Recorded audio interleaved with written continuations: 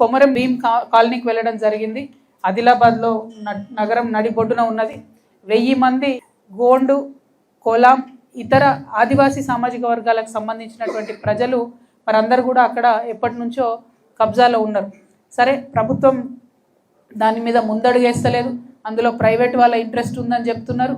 ఇబ్బంది లేదు, అది ఏదున్నా వాళ్ళని పిలిచి మాట్లాడితే సాల్వ్ అయ్యేటటువంటి సమస్య.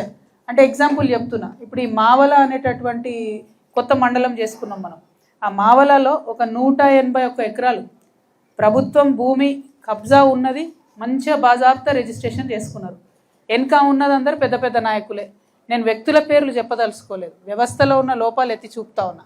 ఎందుకంటే ఈ ప్రభుత్వంలో ఉన్నటువంటి 181 ఎకరాల భూమిని మీరు బాజాబ్తాగా దర్జాగా పెద్దోళ్ళ కోసం రిజిస్ట్రేషన్ చేసి ఇవ్వగలిగితే, మరి పేదవాళ్ళు 1000 మంది ఇండ్లు లేవు, స్కూల్ లేదు, లైట్ లేదు, నీళ్లు లేదు, దారుణమైన పరిస్థితిలో ఉన్నటువంటి ఆదివాసీల కోసం ఎందుకు ఒక అడుగు ముందుకేస్తలేరు?